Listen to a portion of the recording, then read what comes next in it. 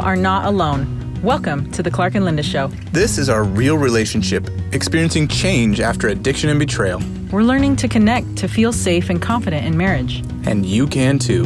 'Cause I believe in you.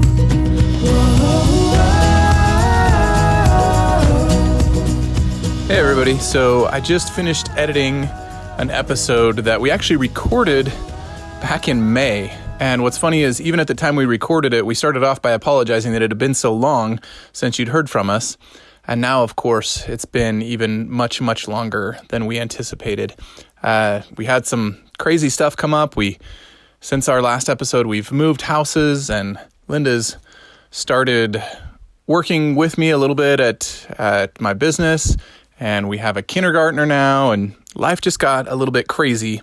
But honestly, I think maybe the real reason that it's taken so long is that this episode was just really hard, and you're going to see why. And I think that Satan worked really hard to distract us from getting this done and getting this out there. And probably it's because somebody really needed this and needed to hear it. And we hope that it will still do some good. And so if you're that person that really needed to hear this, reach out and let us know. And let us know if there's anything we can do to help. We're going to count this as the end of season 1. We're going to take some time now to regroup and work on a bunch of stuff for season 2. We haven't given up on the podcast, even though it's been a long, long break.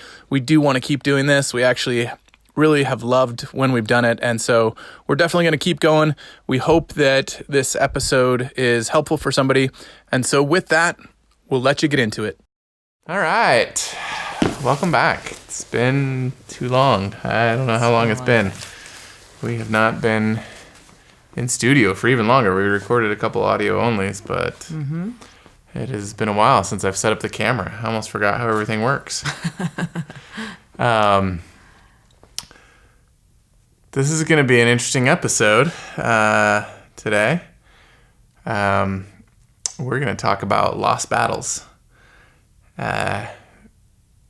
Because I lost a battle, which was like my biggest fear in starting this podcast, is that would happen.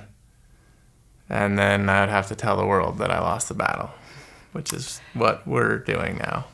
Yeah, I did say that we were going to get on here and say stuff. You did say that. And at the time I was like, ha, that's not going to happen. Yeah. And here we are.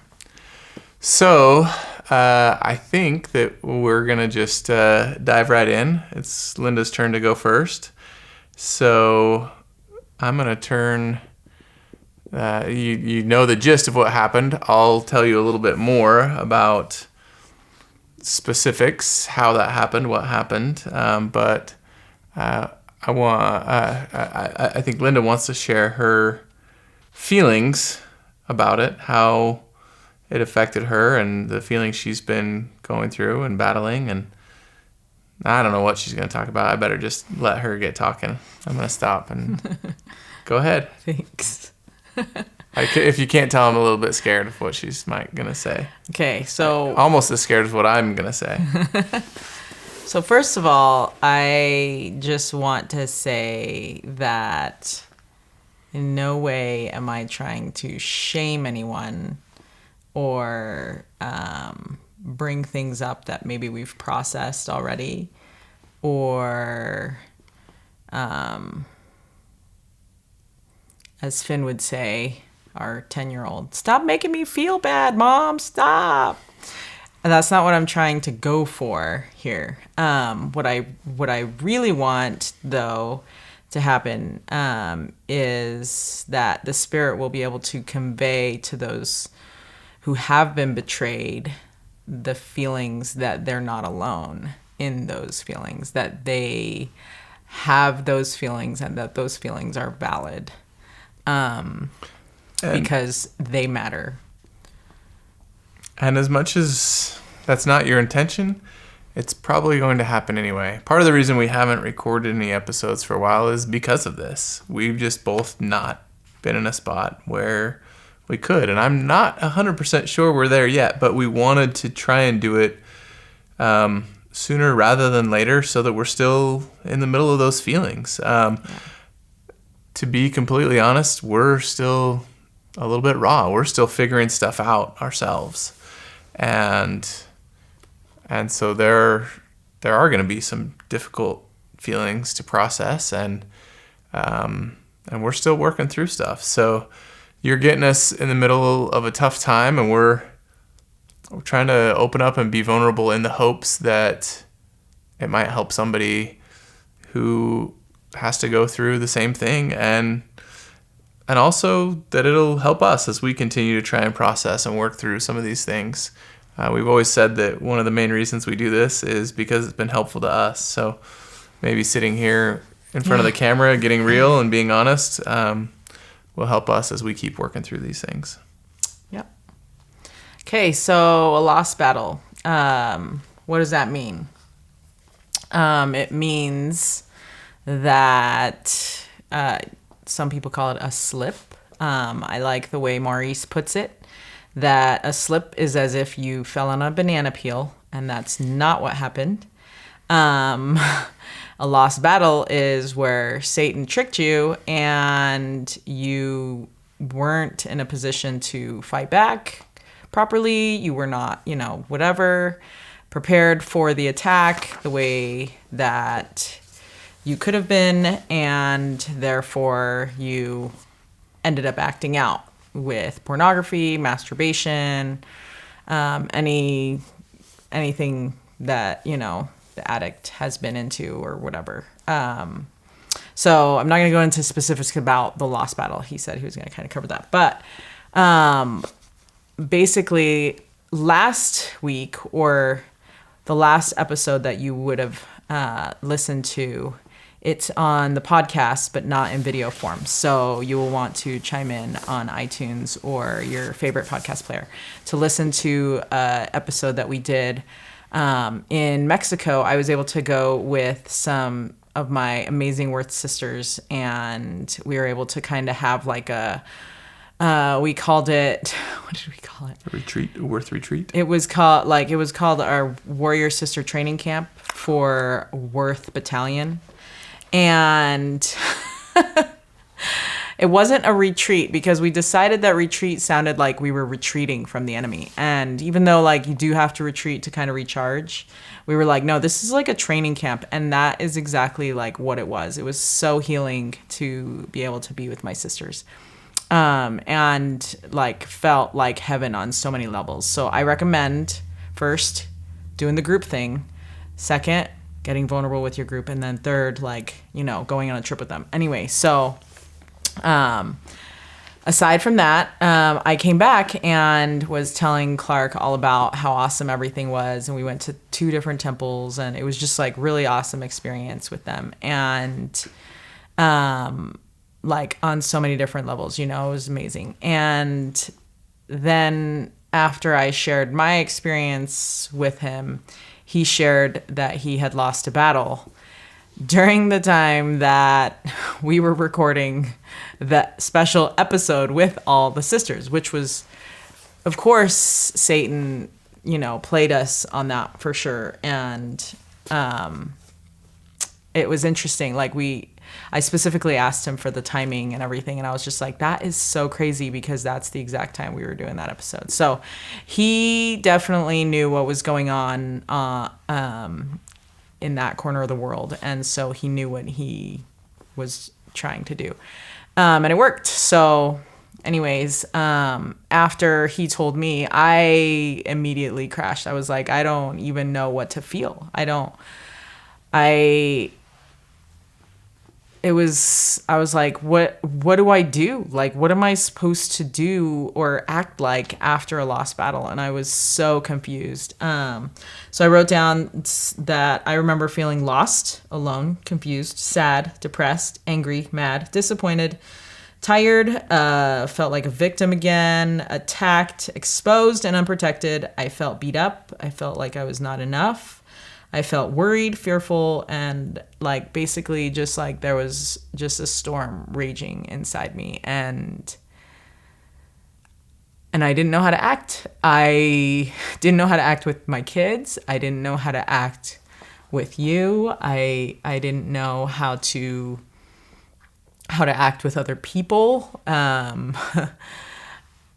and I also didn't know like what we were going to do with the podcast or the show at all. And I was like, I don't even know if we want to keep going. Maybe that's not what we want to do. And, but I do remember making that promise. If we have a lost battle, we're coming on here. So that kind of helped me identify that we had kind of already made a plan. But, anyway, so I even told you, I remember talking to you and saying, I don't know how I'm supposed to act. And, something that Clark's been practicing a lot was what Dr. Weiss taught us way back, in that, he tries to listen and then is really empathetic and is able to hold a space for me to feel my emotions and share whatever it is that I want to share. And sometimes that's really mean stuff. And so, on the one hand, and I don't think I shared this with you. Maybe I did. On the one hand, I felt like I've learned a lot since, the D-Day a year ago. And I was like, it didn't affect me the same way as it did the first time. The first time after I knew what it was called, I guess. Anyway, it didn't affect me the same as it did a year ago. And I felt like a lot stronger. And I think it had a lot to do with the tools that I've been given and how I've been able to do all that work, but then, rely on the Savior a lot more and have that connection with him, and also be able to have had that time with my sisters right before. So I felt like I was, even though all that was raging inside me, I still felt like there was like this peace about it. Like things were going to be okay. And so I wanted to, on the one hand, I wanted to say, hey, you know what? I forgive you.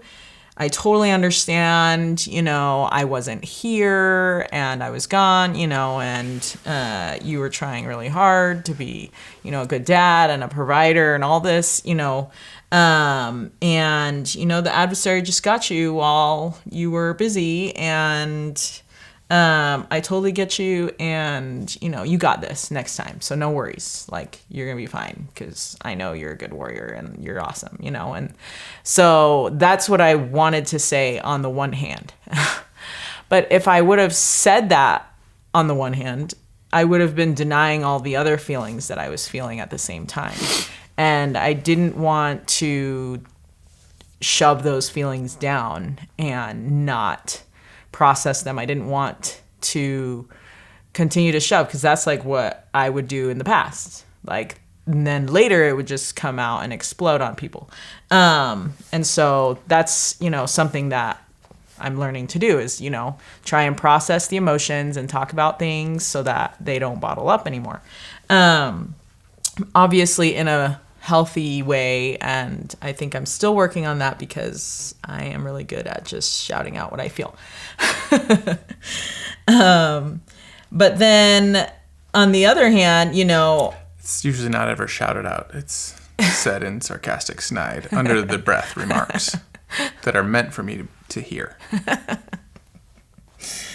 So not quite all the way under her breath, but like sort of. Like, oh, you heard that? Okay. I tell you, I'm still working on it. Like Finn says, I'm not Jesus. It's true, I'm not. Okay, so we're working there to go there. Can you tell we've had recent conversations with our son? But then I wanted to honor my feelings, and so the other side of that coin was the wife part of me was saying, like, are you kidding me? Like, you couldn't survive without me for like a week, and you couldn't do normal things and stay busy because you had a lot of good things to do, and you let yourself and your guard down, and then you let Satan attack our family like this, awesome. And so like those were, and I'm like, I'm not gonna be able to withstand this many more or that many more lost battles, because I'm training myself to fight my own battles. And eventually, if I keep feeling like I'm fighting these battles because you're making me fight these battles, then I'm going to end up fighting against you. And that's not going to be good for us. Right.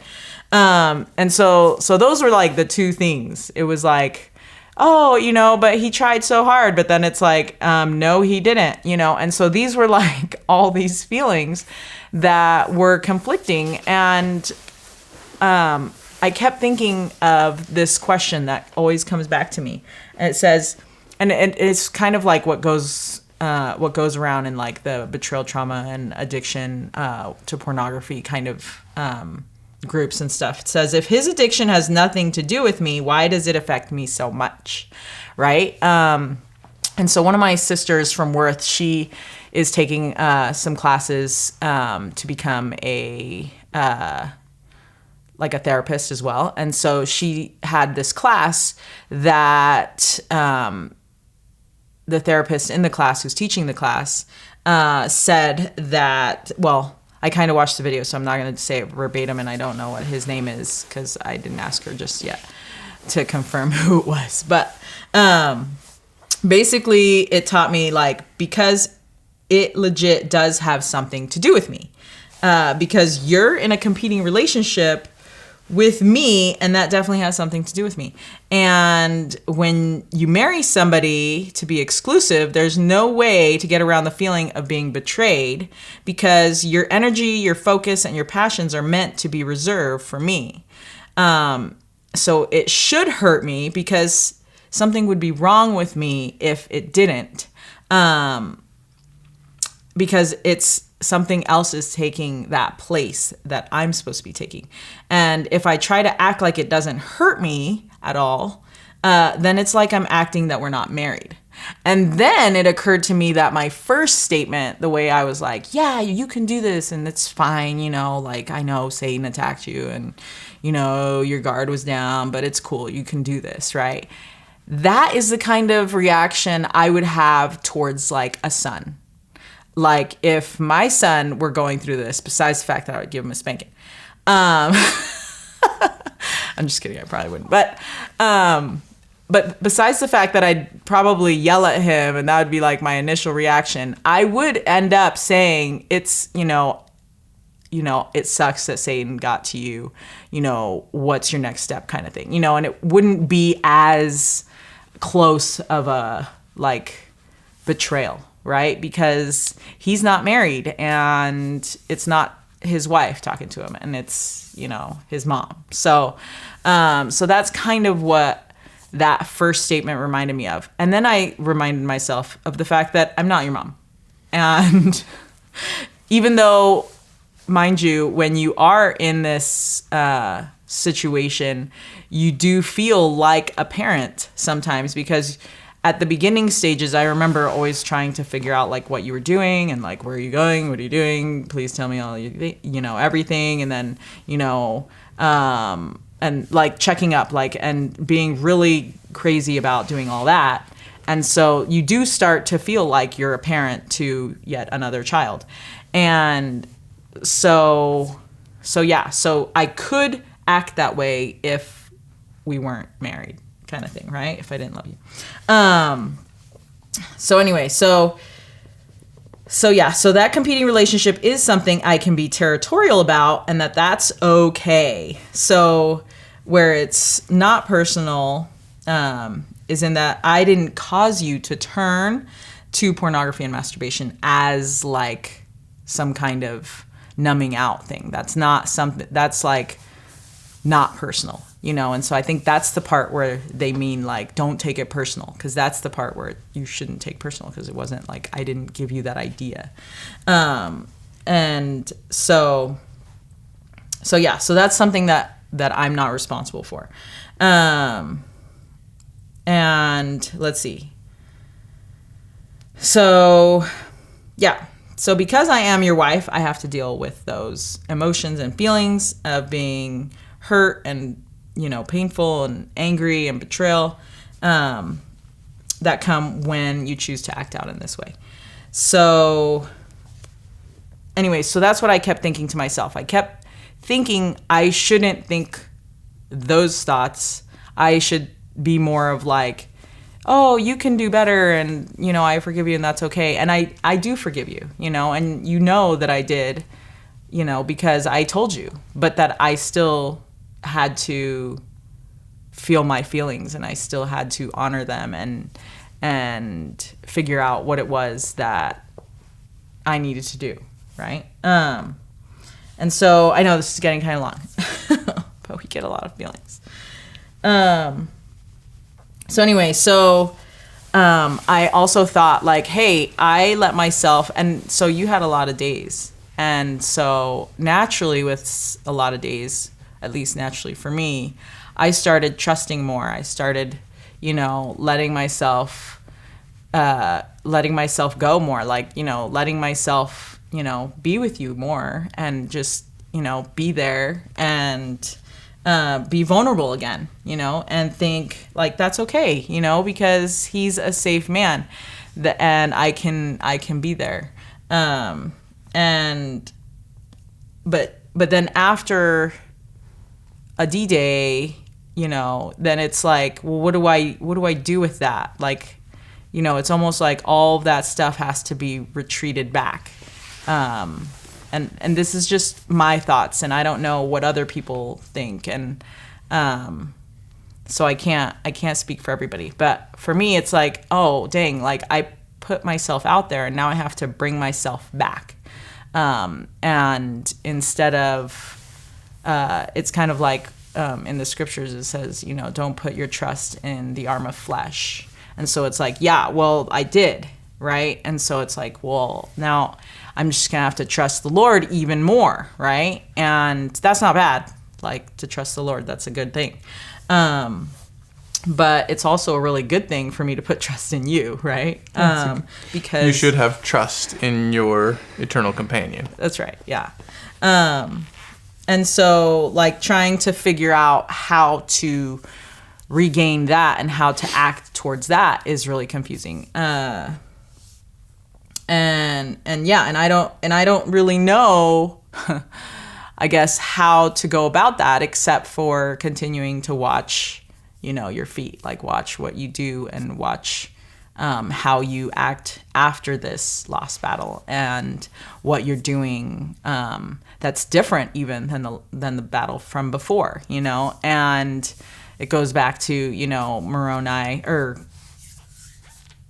Captain Moroni, but Alma 48:9 or 49:8, Prepared in a manner. Yeah, prepared in a manner which never had been known. And so it's like, well, now apparently all the preparation that had been known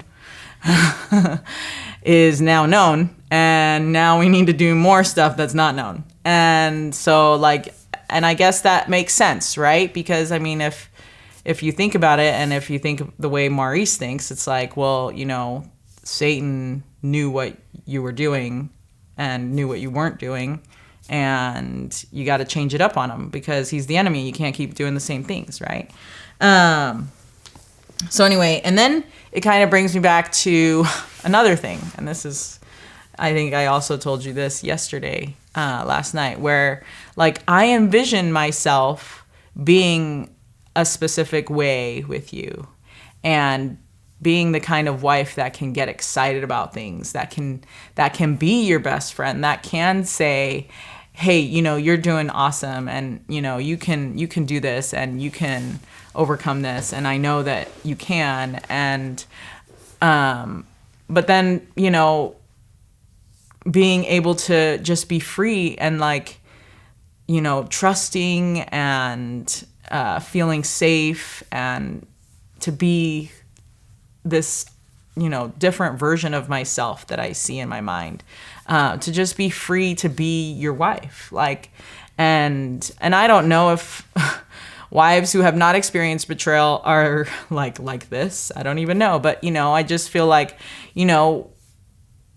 like, I want to be able to be intimate, like, whenever I think it would be awesome to be intimate, like in a romantic place or after a date night, or instead of thinking things that are triggering, or, you know, like, what's he thinking about, or is he thinking about me or not me, or, you know, all these different things that come up, that when it comes back down to it, it's like, well, I was gonna do that, but now I'm not gonna do that, because I don't know what that's gonna do. Like, I don't know what's gonna happen if I act like that. And so it's frustrating for me to not be able to be the person that I see that I can be, because of, like, lost battles. And it's also frustrating because I know that a lost battle, like, if I separate you from Satan, you know, he's the one that's, you know, tricking you and getting all that. But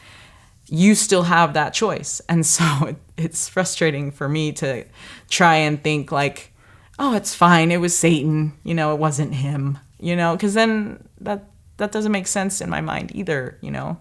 And so then I can't be free to be the person that I see myself being, I guess, because I don't know what choices that would enable or not enable, or I don't, you know, like, this is what I'm saying. So many feelings, you guys, so many thoughts, and super confusing. Anyway, so the gist of it is that you're going to be so confused. You don't know what to do. I don't know what to do. If you have tips, please send them my way. Because I'm still working through stuff. This podcast is so helpful. Oh man, it is so hard going through a D-Day. And I'm laughing to keep from crying, because really that's what it's about.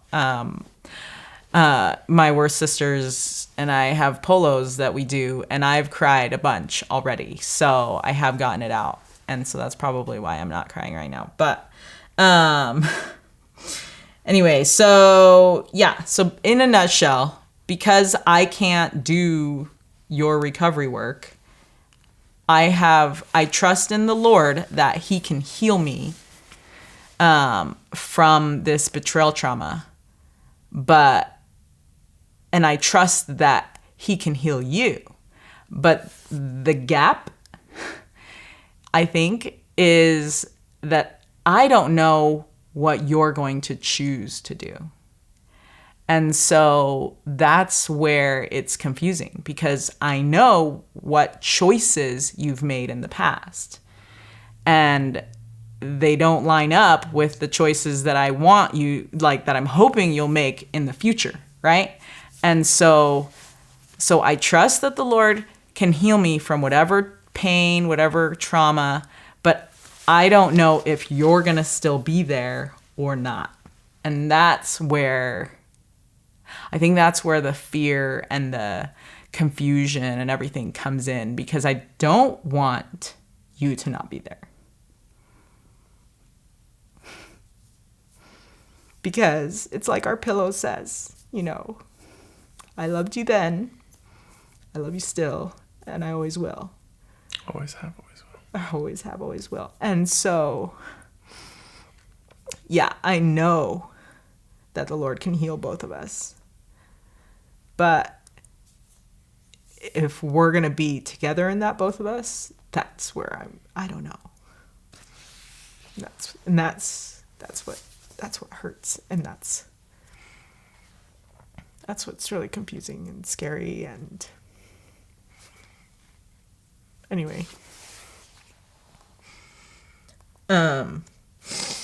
So that's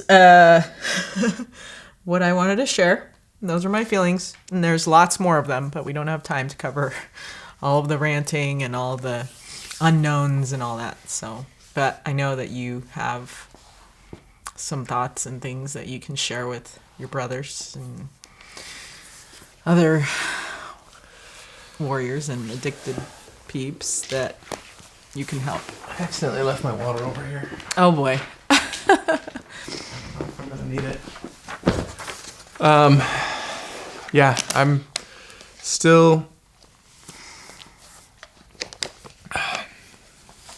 Still trying to figure out exactly what I want to talk about, what might be helpful and what's not. My kind of rough outline was what happened.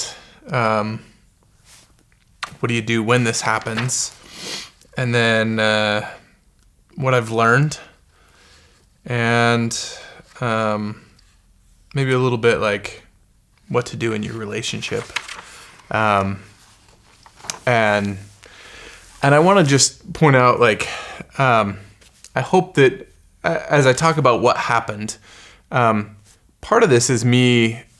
I'm not going to try and go through a whole lost battle analysis, but I will talk about it a little bit. I don't want this to sound like I'm justifying my actions. I own what I did.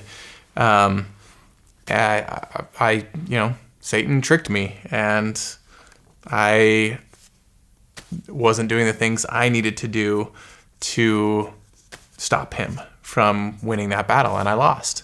And that's tough to face up to. But looking back on it, trying to figure out, how did I let him trick me? What were some of the things that I could have done better?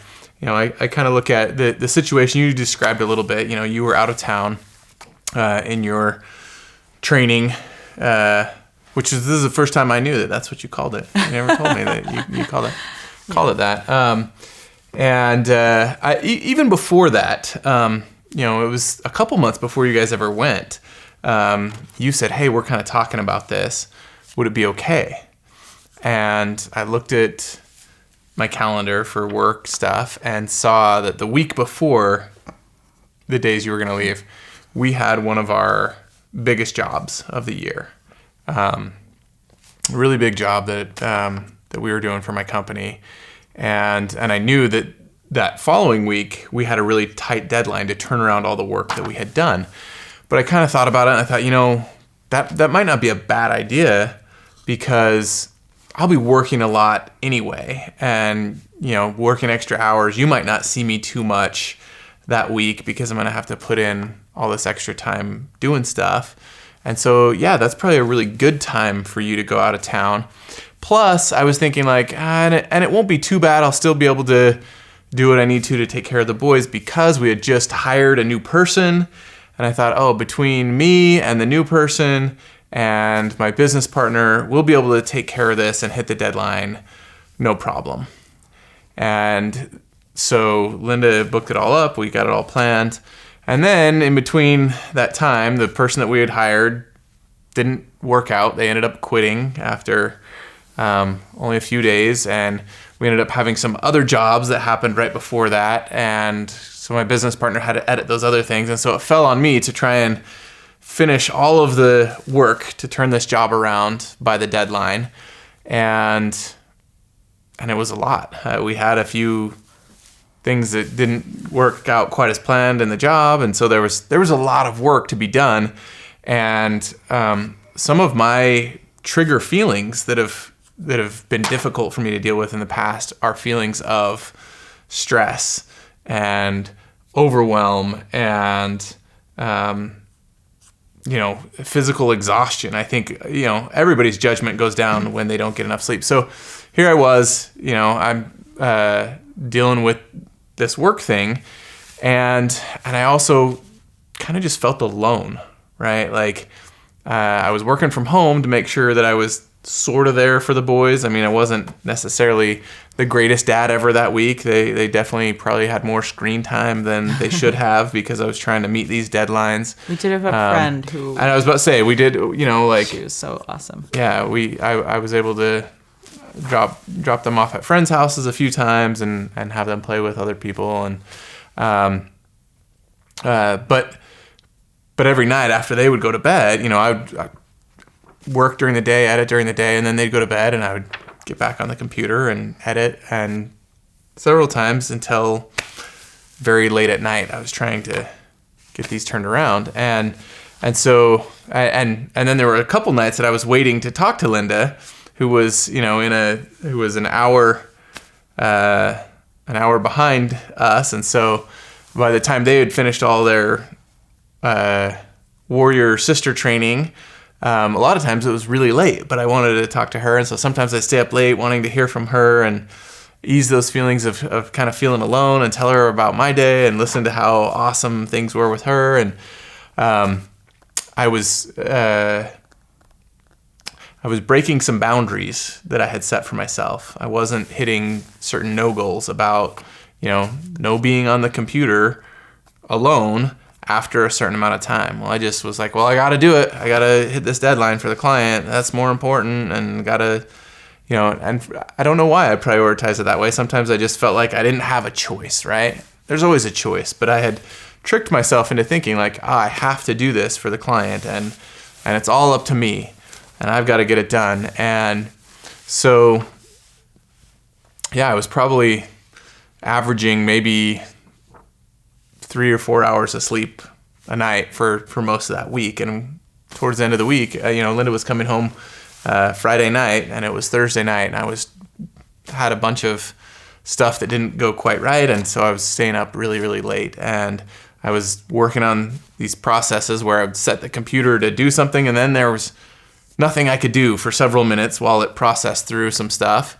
and then I just had to wait for it to finish, and then I could go back to editing. And I started out using that time really wisely. I was doing things like writing in my journal and like reading stuff, and as it got later and later, I got more and more tired, and those things seemed to keep me awake less and less. So I started doing stuff that was, this doesn't require as much brain power. Let me go, and I'm going to go on my favorite basketball blog and read about my team. And let me click this link that links me over to this article from the New York Post. Oh wait, the New York Post has all these other links to stuff that's a little bit more questionable. And pretty soon I was clicking links, and I never actually got into like, I guess what I would think of as like full-blown pornography viewing.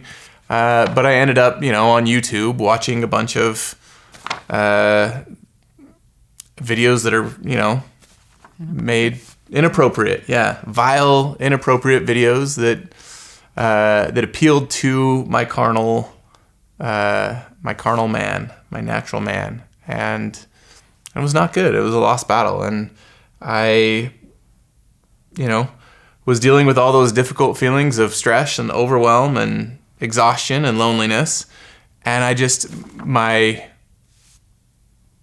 ignored those feelings. I definitely wasn't at a level 0 if we go back to those things. And I ignored those feelings and just kept trying to plow through. And I wasn't doing my drills to get myself back to 0 because I felt like I didn't have time. I've just got to do this. I'll finish this, and then I can go to sleep. And I ignored a lot of the things that I had been so good at doing throughout my recovery because I felt like I had to get these things done.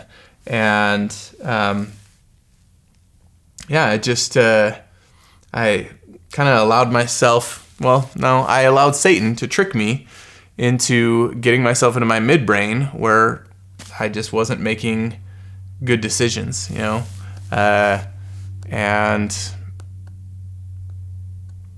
I lost the battle. And, as soon as you lose the battle, all those feelings of shame and guilt come rushing back. And I really wanted to just pretend like it didn't happen. Like that was the next temptation that Satan tried to throw at me, was like, this wasn't a big deal. And he really tried to take some of those things that were facts and turn them into justification. You didn't even look at porn. You were just on YouTube. And, like... We know what YouTube is, you guys. Yeah. It was not good. It was, like I said, I allowed my natural man to take over and just lived in the midbrain for a while I was finishing all those videos. But I knew, even though I wanted to pretend like it didn't happen, I knew I couldn't if I wanted to continue down my road to recovery. And I looked at where I had been before, over a year ago, and where I'd gotten to before that lost battle. And I just thought, I do not want to go back to where I was before. And I knew that if I tried to pretend like it didn't happen and I lied about it, I didn't tell Linda about it, that I was destined to end up going back to where we were before it started. And I couldn't face that. I knew that I couldn't do that. And so, I made a decision. I said, I have to tell Lynn about this. In fact, we had kind of a rule that we talked about. I think early on, somebody else had talked to us about like, oh, we do this thing where if there's anything that happens, he has 24 hours to tell. And if not, there are greater consequences for some of those things. And so I thought, okay, she gets home. I'll wait to tell her in person because she gets home tomorrow night. It happens super late. So I'll tell her when she gets home, and I'll still be within my 24 hours. And so I went to pick her up from the airport, and we talked in a previous episode about Rainbow Town or Cloud 9 or whatever it was. You remember when we were talking about that? Dude, she came off that plane just definitely walking on sunshine. She was in Rainbow Town. I have never seen her beaming. She had the greatest week of her life. And as we drove home, it was like she had this happiness balloon that she was blowing up and just telling me about all the things. She was showing me her happiness by blowing up this happiness, just getting bigger and bigger and bigger, this balloon of happiness of all of the amazing things that we did and how we connected. And, I felt closer to them maybe than I ever have to you in our relationship. And it was just, and here I am, she's blowing up this happiness balloon, and I've got this pin hiding behind my back, just knowing that at some point I have to pop this balloon. I really did not want to pop the balloon. But I knew I had want it to last longer. I knew I had my 24 hours. And so I waited until we got home, and I didn't know how to tell her. It's like the worst. But, I through a lot of the recovery materials that we've been through, one sentence that I've heard a lot of times was the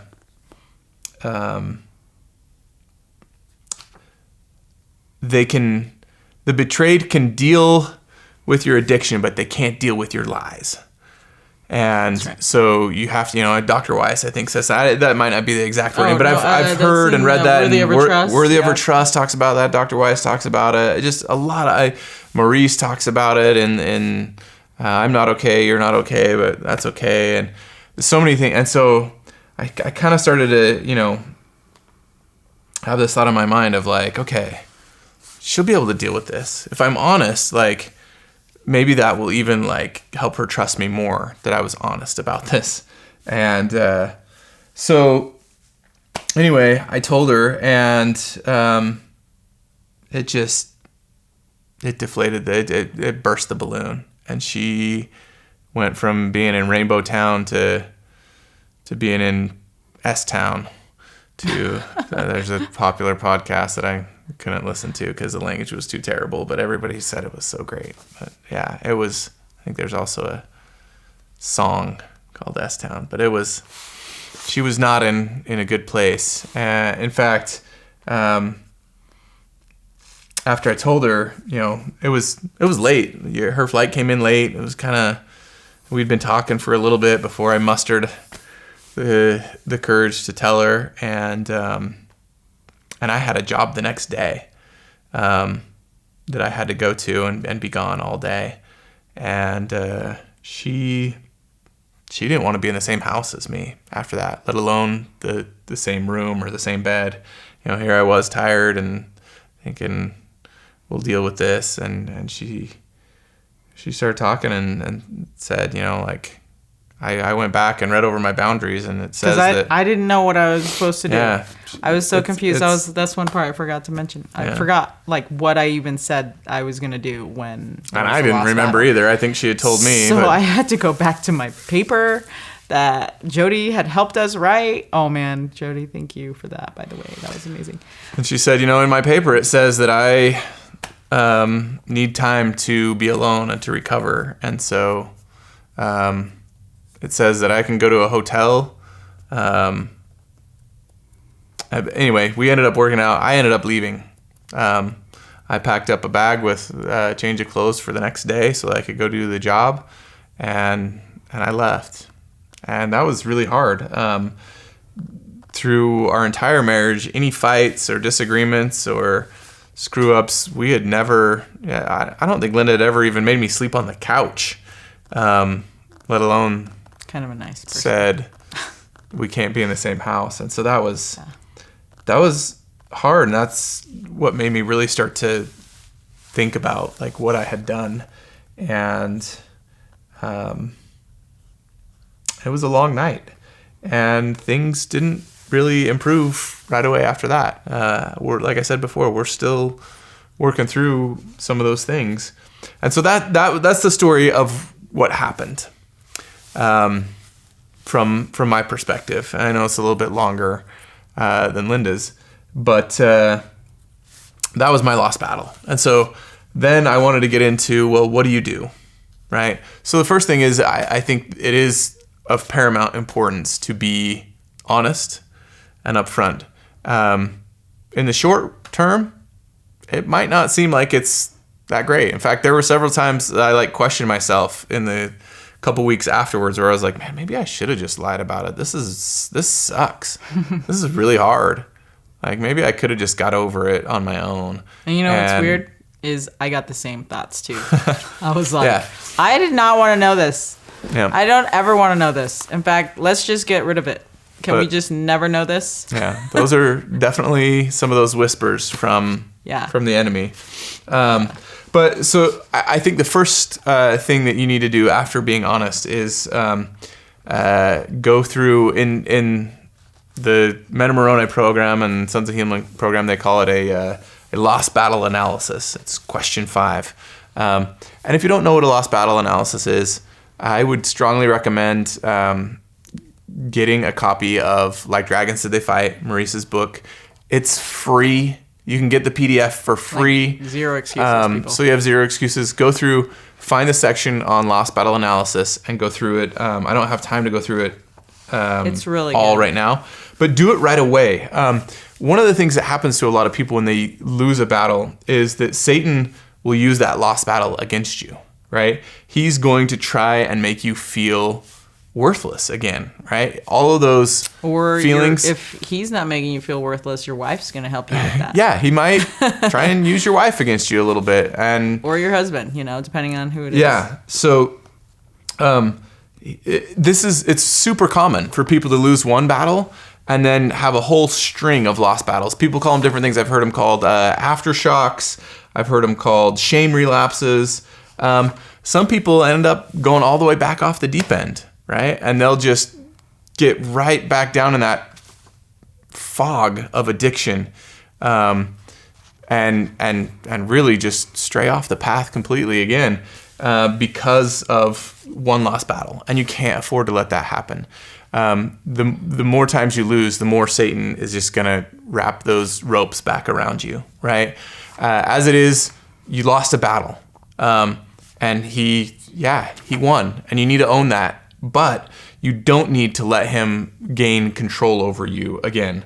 And there's a psychology behind it, right? You might have all of these days behind, you might be up to 30 days or 100 days, or, I was over 300 days, and now all of a sudden you're back down at 0. And you think, well, I'm already at 0 and this sucks. I feel like crap and I want to numb out, and my wife hates me, and that makes me want to numb out even more because I don't want to feel those feelings. That's a hard feeling to feel, that your wife hates you. I know you didn't really say you hated me, but that's what you feel like, right? Your wife is upset, and you can feel only hate those that you love. And you feel mad at yourself for hurting your wife again. That's a really painful feeling. I did this to her. And Dr. Weiss says you have to own it and say, yeah, I did this to you.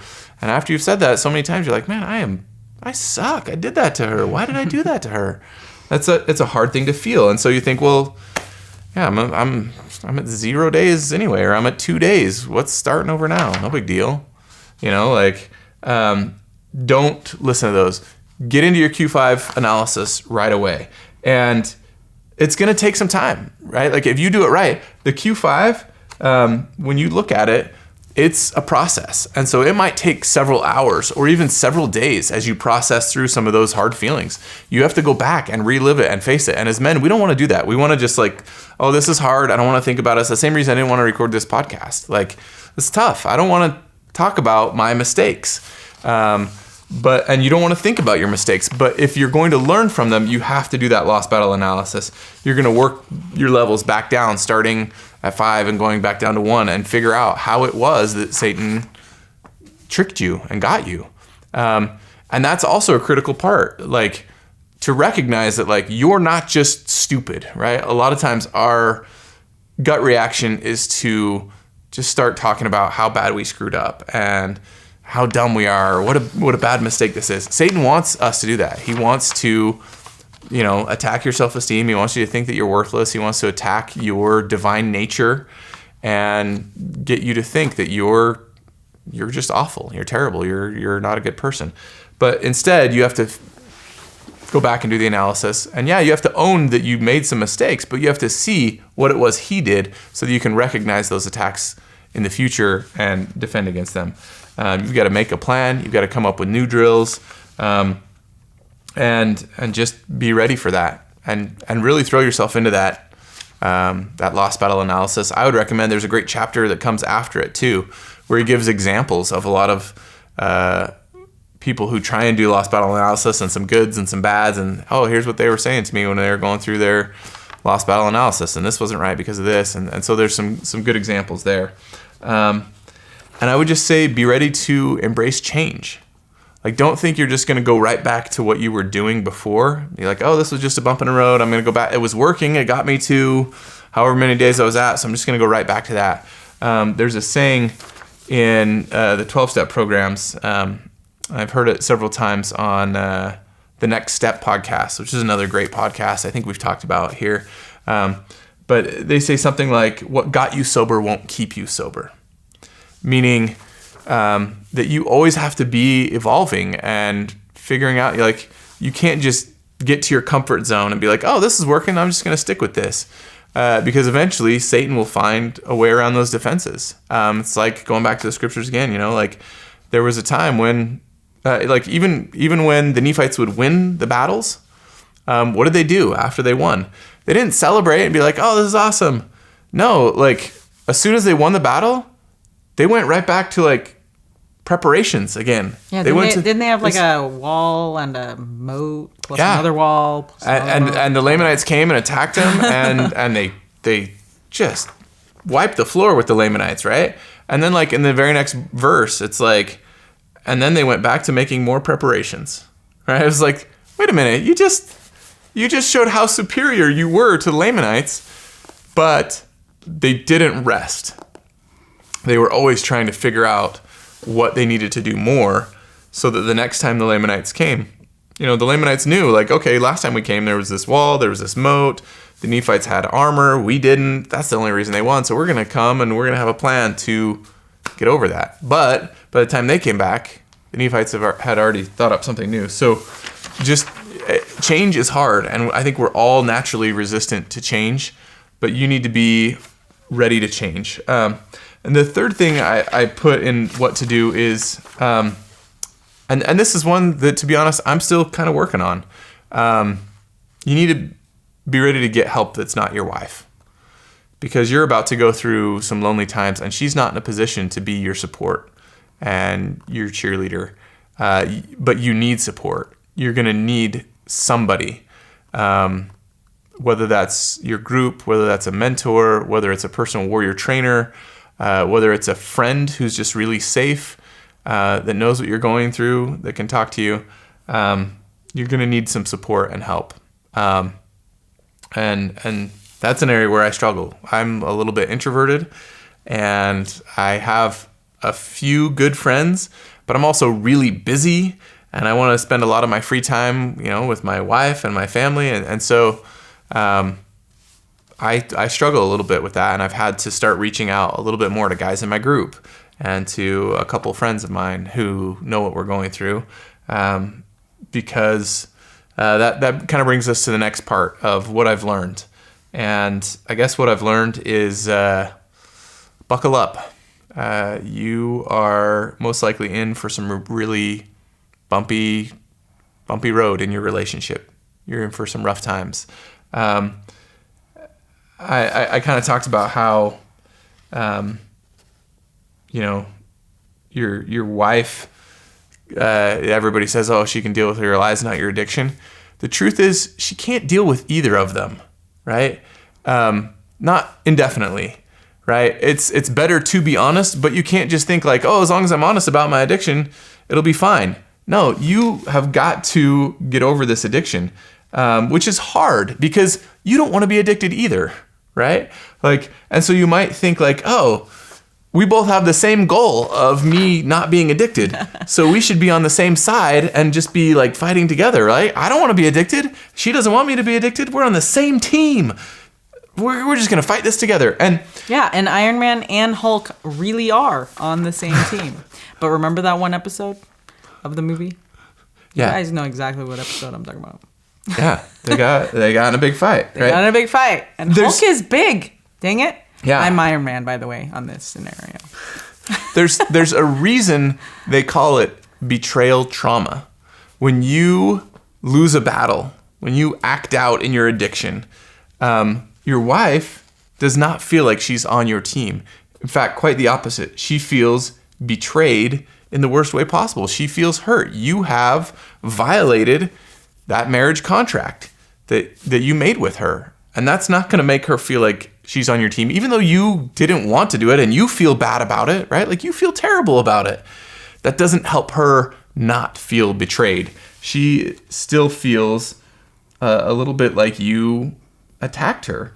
And, you're being honest might win you trust with your spouse in the long run, but in the short run, you've just destroyed all of the trust and credibility that you may have built up. In fact, I would venture, and you can correct me if I'm wrong on any of this. Some of this is me guessing at her feelings, learning over the past little bit, and you can tell me where I've guessed incorrectly or learned something wrong. But you're not just starting over. You're not back at ground zero. You just dug yourself a hole, and you're actually worse than you were before, because you're gonna have to climb out just to get back to ground zero. Why? The reason why is because after all the progress that you made and the things that you've learned, this loss is different than those in the past because you started getting her hopes up, right? You were working your recovery. You were part of maybe a new program. I don't know where you're at, what program you're doing, but she saw you working steps or going to Meta or seeing a therapist or something, and she wanted with all of her soul to believe that this time was going to be different, right? She wanted to think like, oh, we're finally done with this because you probably told her that, right? You probably said, yeah, this time I want to be done with this. This time's going to be different, right? But how many times have you told her that? How many different things have you tried, right? And each time it gets harder and harder for her to maintain that hope. Each time you lose a battle, Satan is going to tell her, well, why did you think he could get over this? He's an addict. He's never going to get over this. You are either just going to have to leave him or deal with this for the rest of your life, right? These are the whispers that they're going to get because that's pretty accurate. Yeah, they've dealt with this for a long time. And they may have gotten their hopes up because it was a new program, a new thing, because you had a number of days. They were starting to think like, oh, this time's going to be different. And now you've smashed all of that hope. Even if it is different, like that's the thing is I feel like this lost battle is totally different from any others. And your lost battle might feel like a bump on the road to your recovery. And you might feel like, oh, I learned from this. If you've done your Q5, right? You're like, oh yeah, this was a learning experience. I learned. I can see now where I screwed up. I can see what I need to do to keep this from happening in the future. But you need to try and see things from your wife's perspective, what it looks like to her and what Satan will tell her about your lost battle. It probably is worth revisiting the Helping Her Heal video that we talked about with Dr. Wise. He does a really great job of talking about all those feelings. And those same feelings are going to come back to her probably more intense each time. Each time you lose a battle, those feelings are going to be intensified. And no matter what you say to her, it's not going to help for a while. She's not going to believe you. She's heard it before, and she doesn't want to hear it, frankly, from you. She'll want to see it, but it's going to take a little bit, you know? Sorry, I think I kind of worked through. I was going to say something Oh. that you said, I think is a little bit different than what I envision it feeling like. You said that. Let me see if I can remember. You said that that you hurt her more, right? Or like, I can't remember.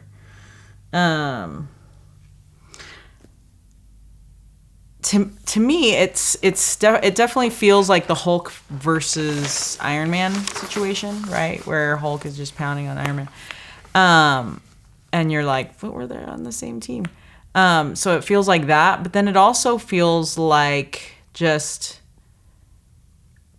you left me exposed to Satan, and you weren't there to protect me, like that. I think that's kind of what like hurts the most, like the fact that like we trusted you to protect us from that, from the adversary, from his whispers, from his attacks on us feeling not enough, us feeling, betrayed, us feeling all these things.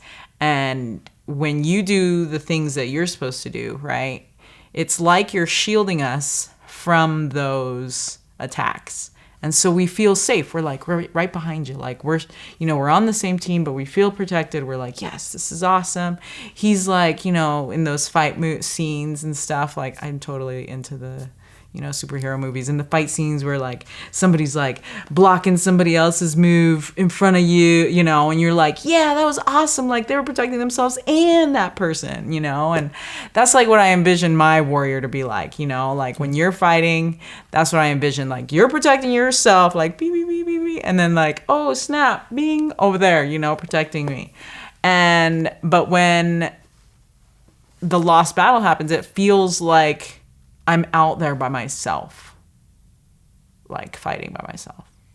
And that's super scary, like I don't want to be left by myself to fight Satan. That's the worst, and while I'm, getting enough, training and all these things to fight and to do that, how cool is it when your teammate fighter is like, ping, let me throw you one, and you're like, you're the best. Thanks for saving me from a kill. So that's kind of like what it feels like. Yeah. Like where I'm just like exposed right there. In fact, it's almost like, it's okay. It's okay. You go. Well, I think the other thing too that happens, depending on how long this cycle continues and how many lost battles, ultimately, if it keeps happening, your wife starts to learn how to protect herself without you, right? She starts to get closer and closer to God. Her training becomes greater and greater. And soon she starts to feel like, I don't need you to protect me. And in essence, we all need to do our own work to protect ourselves, right? But if she keeps doing her recovery work, her relationship with God is going to get stronger and stronger and stronger. And if you're just over here continuing to lose battles, pretty soon she's going to feel like there's a distance growing between you, right? Because she's progressing and you're staying stuck. And at some point, that's going to lead your wife to just feel like, why am I with this guy? I think. Yeah. And maybe at some point they do have to move on if you keep losing battles. And so you need to not let Satan get a hold of you. You need to keep going forward in your recovery. It is okay for you to view it as a bump in the road and to figure out what you need to do to change and to keep going forward, right? Like yeah, it's not the war, it's a lost battle. You're still going to win the war. And it's important to maintain that positive attitude, but you do need to recognize that it's going to be different for her. It's not a bump in the road for her. It feels like, oh, we're starting over for her. Even though for you, you're like, oh no, I've learned all these things and I'm in a different place and this is good. It's going to take a while. And so that's the next thing I have is I have this little section, just what to do in your relationship. And I'm still kind of figuring this out. So this is kind of rough, and maybe there'll be updates, and maybe Linda can, again, jump in and correct anything that she thinks is wrong. But I was going to say, I like that you put it in order, like doing your lost battle analysis first. I do think that's and your then priority. Working on yourself second, and then marriage is the last thing. Because you can't do it backwards. Yeah. You can't do it reverse. Until you can really be strong in your recovery, you're not going to be able to do anything to help your relationship. And it might take a while for her to see that again. And so that's why the first thing I have on here for your relationship is just be patient. Prepare yourself that this could take a while. Things might be really difficult between you for a little bit, and you just have to be ready for that and know that there is another side to it. And I don't know how long to say it's going to take. I think we're better than we were 4 weeks ago, but we're still working through stuff. We had tickets for a trip to Paris that were like 2 weeks after this happened. 2 weeks, No. 3 weeks? A week. Was it a week? A week. No. It was a week. Just a week? It was a week. Anyway, yeah, I went to her and said, should we just cancel this? Like, we are not in a great place right now. Like, she didn't even want me to touch her. Like, I'd try and give her a high five, and she'd be like, no. It's fine. And I was like, do we really want to go and spend a vacation together? We could just cancel this trip. And she's like, no, we're going to go. And it was rough, like we were in Paris, which is like, the city of lights, super romantic. And a lot of times it was not very romantic for us, right? Like it was more like, oh yeah, you like that naked statue, huh? I bet you're loving this. It was tough sometimes. A lot of passive aggressive remarks from my side. But Awesome. Be ready for it. Try not to take it personal. Remind yourself what your wife is going through. Try and see her as Heavenly Father would see her. Try and see her side of things. Like for me, one of the things that helped is like I kept reminding myself, like, what does Linda have? Like, what experiences are being fed to her right now, right? Like because, yeah, she's probably heard a lot of stories of people who have worked recovery and gotten into a good place. I know we've listened to a lot of podcasts of, like the Betrayed Addicted Expert and, how great their recovery was. And I know she's actually puts up a lot of podcasts for life-changing services of people who have had these amazing recoveries, right? But in the moment, like those stories aren't coming to her. The stories that Satan is getting her to think about are things like her mom, who was married to someone who dealt with substance abuse and went through, I don't know how many inpatient programs and just retreats and all kind, was for years and years and years. And finally her mom just said, I can't do it anymore. And they got divorced, and and that was what was best for her mom. And so she has that, and I have to remind myself, like, oh yeah, the Satan's going to feed her that story and be like, yeah, addicts don't get better. Look at your mom. Look at her relationship. Maybe you shouldn't give it as many years. You'll probably just be happier if you bail out early. I've even told him, I said, look, I have read part of that book, the Like Dragons Do They Fight. I'm like, I know what it takes to beat Satan from just reading the pages of the book. and that you have to do all these things and you have to change it up and and I'm like, so let me know right now if you don't want to do that, because we can figure this out and we can be friends and we can, and I have said that to you. Yeah. I even, like the Worth group has been an amazing, awesome support, but there's plenty of examples of sisters there whose husbands are not necessarily working their recovery. And for some of them, it's ended in divorce. That became the only option. And so they're going to have all of these stories going through their minds of like, this could be me. They're going to be preparing for the worst in their head. And so be patient. Don't take it personal.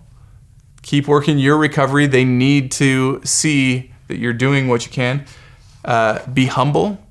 Don't try and justify your actions. Don't get defensive, and try and take her suggestions. Tell her and show her what you're doing differently. Talk about your plan. And if there's, like Linda had something at one point that, was bugging her. And she mentioned something to me and was like, I don't see you doing anything different. She's hurting. And so there's been a lot of things, like, I probably need to listen to my therapist and not say everything that comes through my mind. But in my mind, I know I'm doing everything. I'm doing things differently. And there's things, but, if she says something like, oh, I see you doing this, and how's that going to help? Like there was an example. I talked to her about how I lost the battle and that I had been on this, late at night on a basketball blog, and I clicked over a link to another article, and that article, or that, I think it's the New York Post, I think. Watch out for that website. They always have a bunch of just like terrible kind of clickbaity, salacious links. But, she's like, I still see you looking at the NBA app all the time and taking your phone into the bathroom and checking scores of games. And how is that going to help? If you were looking at basketball stuff right before you lost a battle, why are you still looking at that? And in my mind, I hadn't like connected those dots because it was completely different in my mind what I had done when I lost my battle and, checking scores. But I was like, well, that's not making her feel safe. Right? Like all of a sudden I was like, oh, I guess that's kind of stupid of me to not realize that. But like, to me, they were two different activities.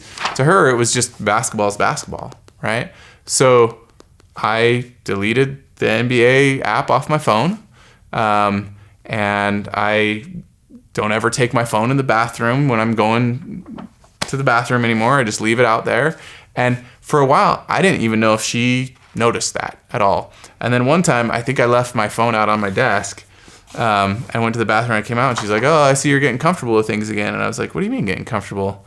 She's like, taking your phone in the bathroom again. I was like, no, it's out on my desk, right? But that was the first time I even realized that she saw that I was doing something different. I didn't know, it was like a commitment I made to myself where I was like, oh, this is something that maybe will help her feel safe. Yeah, you had you set a boundary for yourself, and that's great. But, to me, I was like, well, that's never really been a problem for me of taking my phone in the bathroom. But for her, it didn't make her feel safe. So even if you look at it and think like, I don't need to do that for my recovery, maybe you need to do it for their safety. And just be humble and be open to anything that might make your wife feel safer. Even if you in your pride, and probably it will make you safer too, and you just are not realizing it because your pride is not letting you realize it. You probably just need to be humble, and she can see things that are going to help you more than you might be able to see things. Where was I? I think I already kind of covered this. Here's a quote from General Conference, right? Says, I can't remember who said it. Is it President Nelson? Said something about like, listen to your wife, or your wife will help you, or something. I don't know. We'll have to look it up. Well, he did talk about, like husbands. I keep hearing from wives about you wanting to just watch basketball and TV and all these things. Sports, and, step it up, repent, and listen to your wives and stop. I don't want to. Yeah, something like that. Yeah. I talked about don't expect her to be your cheerleader. I already kind of covered that. She's not in a position to be your support.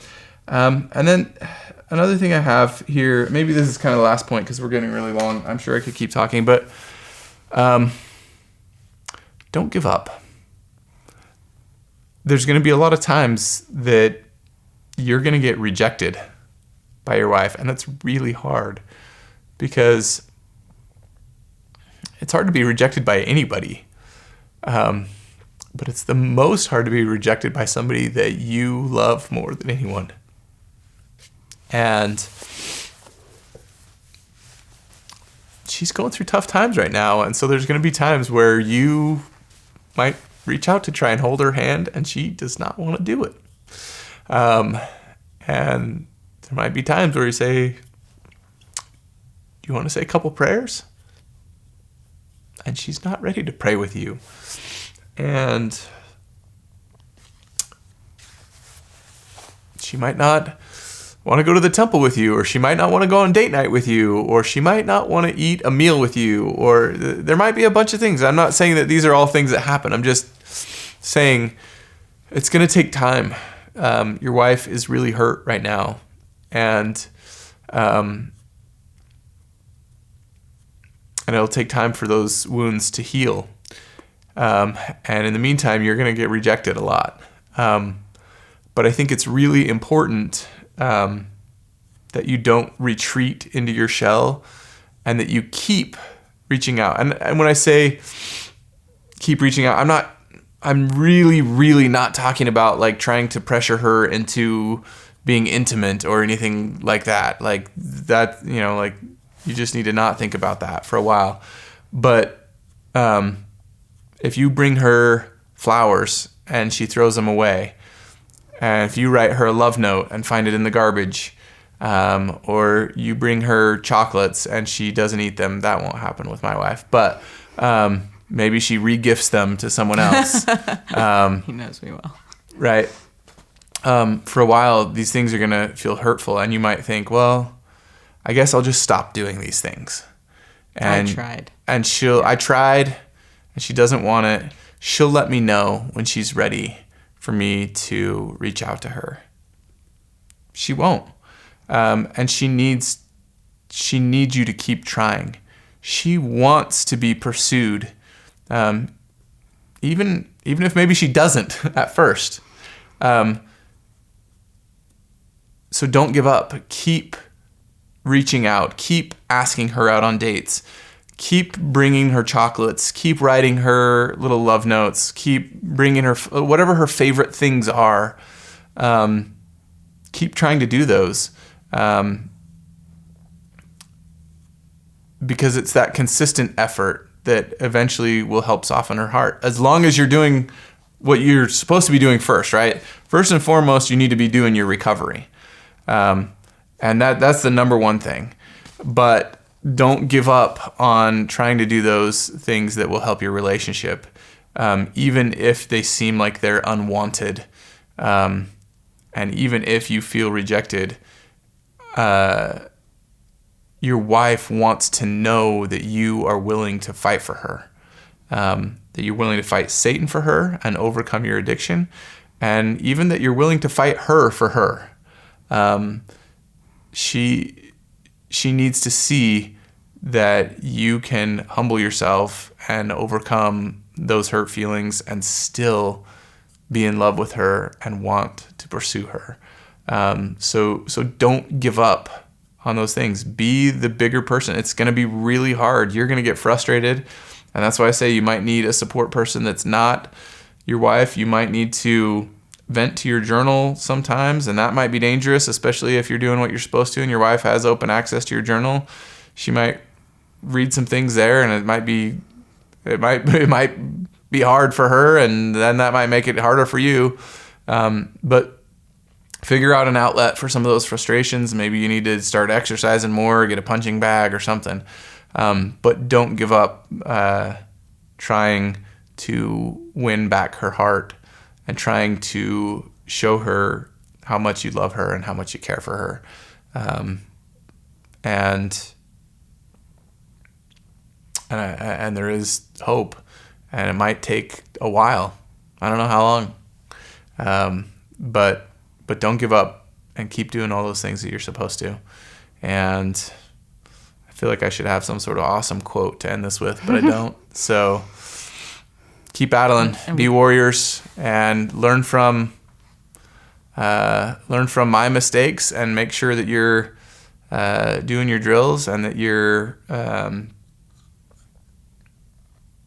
watchful, and that you're preparing in a manner never before known. That you keep your boundaries and keep Satan at bay. Put your armor on every day, and just know that it's a ton of work. Recovery is so much work, and sometimes it might just seem overwhelming. But I guarantee you that the work of recovery is way easier than the work of recovering from a lost battle. So stay strong, put your armor on every day, and if you do lose a battle, don't lose hope. You haven't lost the war. I agreed. Just realized we don't have homework. Oh yeah, I was gonna say. Here's your homework. I don't have homework. If you're the addicted, even if you haven't lost a battle recently, go through and read through the lost battle analysis, and ask yourself, are you getting close? Do maybe an analysis on any time you maybe felt like there was a near lost battle, or the last time you felt tempted, and run through that for that. I think it's a good exercise. Do you have any homework for the betrayed? Self-care.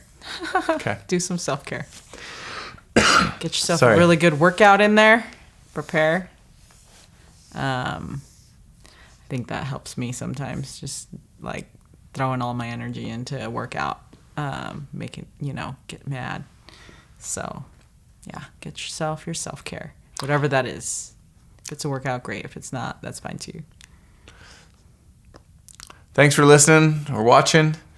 Send us your feedback. If you've got ideas for us, give us some tips. Like I said, we're trying to share wisdom, but we would also love to hear from you and what's worked for you in the past.